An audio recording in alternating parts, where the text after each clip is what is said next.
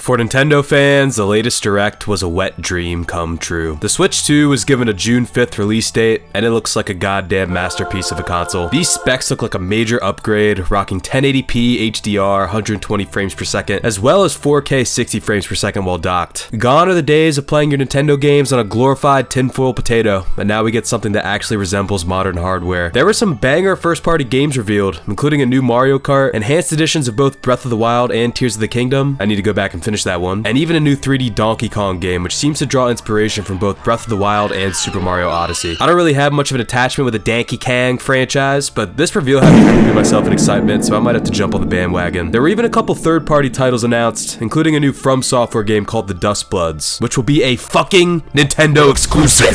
Bloodborne for kids will be a blessing and a curse. Anger issues in children may increase, but hey, at least TV and monitor sales will skyrocket. In this economy, I see that as an absolute win. Anyway, the Nintendo Switch Direct was pretty great, right?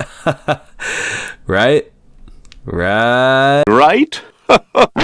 Let's do a thought exercise here for a second. Just imagine your grandmother. She's suffering from a rare terminal illness, and the executives at Nintendo are in sole possession of the cure. If they had to choose between giving her the treatment and effectively saving her life, and all the money I have in my pocket, well, they would gladly take the 62 cents with no hesitation. I've seen all the arguments. Inflation, tariffs, blah blah blah. I don't give a fuck. The $450 console price is whatever, but let's talk about the real scam. These so-called $90 physical copies. You're not even getting a real game cartridge. It's just a glorified download code with an extra $10 fee and a pat in the ass from Nintendo. The whole point of physical media is ownership. Being able to play your game even if the servers go down or your account gets nuked. If little Billy Bob loses a 3DS, there's no problem because his physical games still work. But if he gets banned on the Switch 2, poof, his entire library is gone forever. Nintendo's charging extra for quote-unquote physical copies while making them just as disposable as digital ones. It's anti-consumer, insulting, and just a complete cash grab. Charging $80 for a base game is already pushing it, but imagine being a kid trying to keep up with gaming today. If I were a kid, owning a Nintendo Switch 2 would make me depressed. You somehow convince your parents to drop $450 on the console itself, a huge ask on its own. Then every time a new game comes out,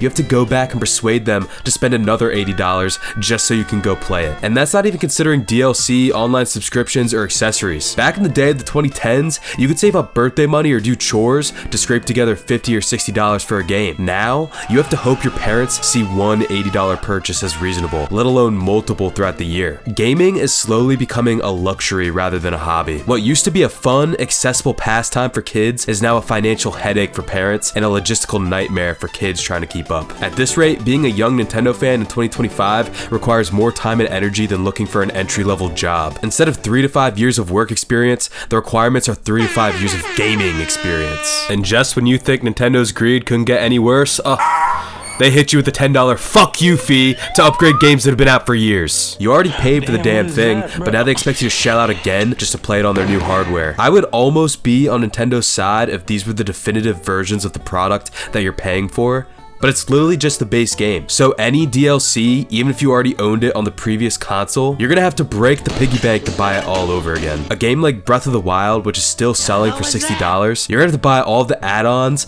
plus the $10 fee. Fuck you, Nintendo. Fuck you. There isn't much of a point to this video other than me just bitching and complaining about all the price increases, but it just upsets me so much because I love this company. Nintendo is a huge part of my childhood, and to this day continues to innovate and release great products. As I mentioned earlier, the Switch 2 looks like a major upgrade across the board compared to its predecessor. All of the games they revealed look fantastic, and they continue to take their legacy IPs in bold new directions to keep things fresh. But their business practices suck. They're anti-consumer, and they don't care because they know you dumbasses masses, myself included, will continue to buy their shit anyway. Let's cross our fingers and hope Rockstar goes easy on us by charging only $100 for GTA 6. If you someone enjoyed this video, please smash the like and subscribe button. I really appreciate your support. Also, leave a comment if you want. I read all of them, and I'm genuinely curious to hear what everyone's thoughts are on this. Talk to you later. Bye!